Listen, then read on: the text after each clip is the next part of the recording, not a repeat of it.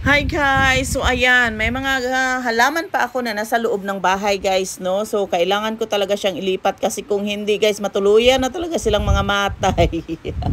Sayang naman at kawawa naman, no? May buhay din. Kaya ayan, nilabas ko silang lahat guys kasi ililipat ko sila kasi medyo malalaki na sila doon sa mga dati pa nilang pat. Kaya dapat na silang ilipat talaga. At saka ayoko rin silang mga matay guys. Sayang din, oy, mahal ang bilihin dito. At ang mga bulaklak dito, halaman dito, sobrang mamahal guys. Ay nako, para ka ng ewan ko ba. Ako nga, ginagawa ko nga minsan guys, no? Yung kagaya ng mga perennial, yung mga bumabalik every year. Kapag bumabalik sila guys, ay tinatanggalan ko sila ng iba guys. Tapos nililipat ko sila guys para hindi na ako bumili. Kasi sayang din, super mahal talaga guys.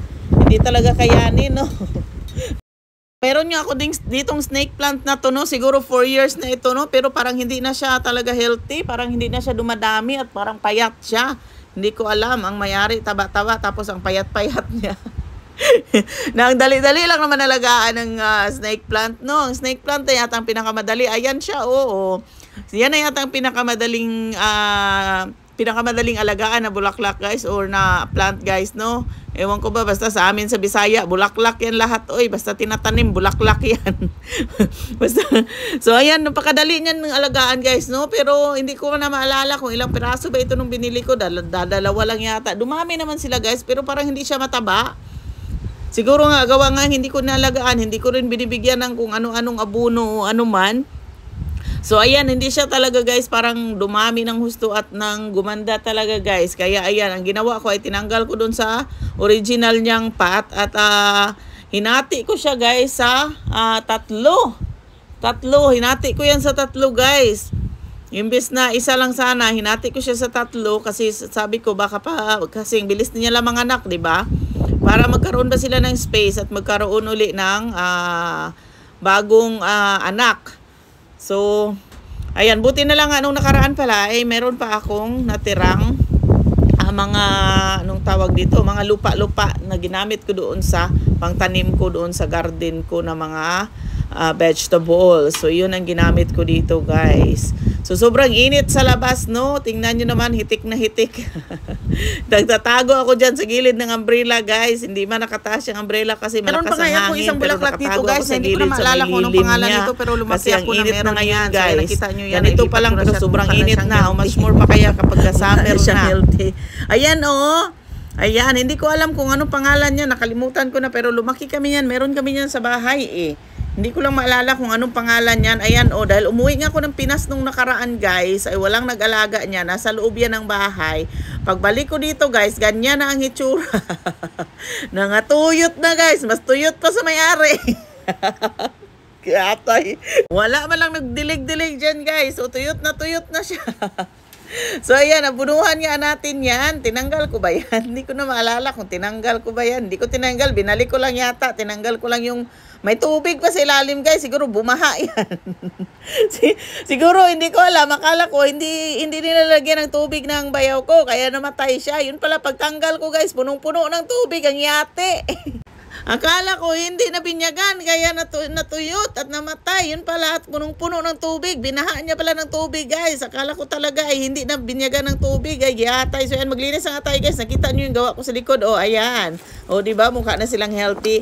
At meron nga pala akong nabili ng mga ganito sa $1 Tree, guys. $1.25 lang yan. So ito guys, ihahang ko ito dito sa aming gazebo, no? Para maganda naman siya tingnan. May nagabitay-bitay na mga bulaklak na mabulaklakin. Kasi ito ang itatanim ko dito ay Morning Glory. Morning Gloria ba yan sa Tagalog?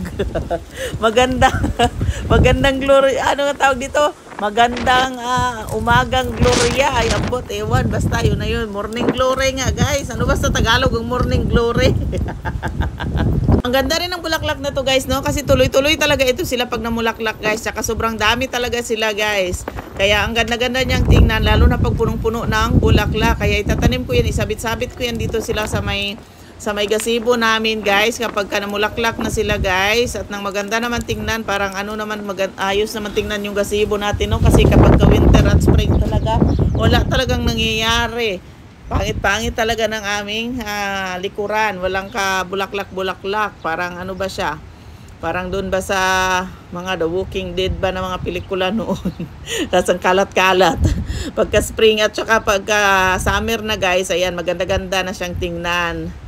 Mom, I already did wash my hand. I did. You did? Yeah, I already did. Smell good. Smell good? Good job. I already did. Good job. Mom, I want to help you. Mm. Okay, I'm going to get a spoon. This spoon. Oh, that's a spoon. Hey, don't step there. Okay, there's a spoon. Okay. You don't step there. There's a lot of thorns. I want to. Okay. Help. Like this. Like that. Use this, oh.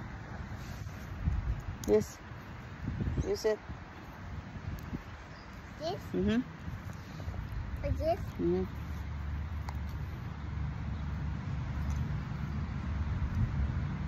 Like this.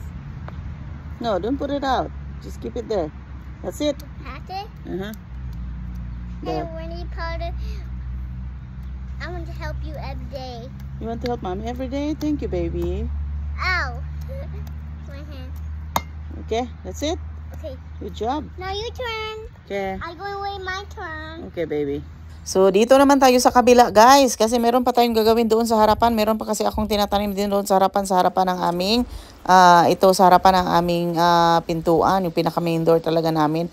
Nagtatanim ako dyan ng mga medyo makukulay-kulay na bulaklak din, guys. Kasi para naman maganda tingnan yung ating harapan, no? Para naman makulay ang buhay dito sa Umarika. Char.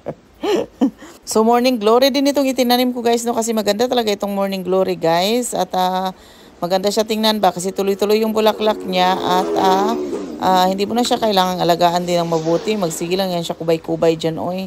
So, yan ang nilagay ko dyan sa harapan. At saka taniman ko na lang yan ng iba pang medyo mataas na bulaklak siguro dyan. Hindi ko pa alam. Hindi pa kasi kami nakapunta ng asawa ko sa Menards. Doon na lang ako titingin ng pwede pang maitanim dyan. Dito naman tayo, guys, maglagay ng abono.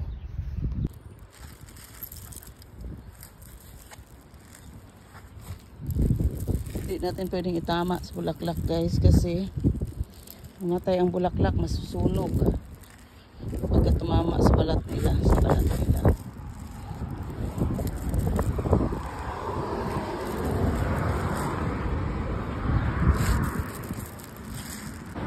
At dito rin. So, tinatamad lang talaga ako magkutkot ng lupa, guys, no? Dapat talaga, guys, nilalagay ito sa, sa butas ba? Parang sa tubo ba pag nag-abuno ka. Pero tinatamad ako, guys, kaya dyan na lang muna. Basta hindi ko siya itama sa mga bulaklak. Kaya iyan talaga ay mamamatay, guys. Masusunog yan.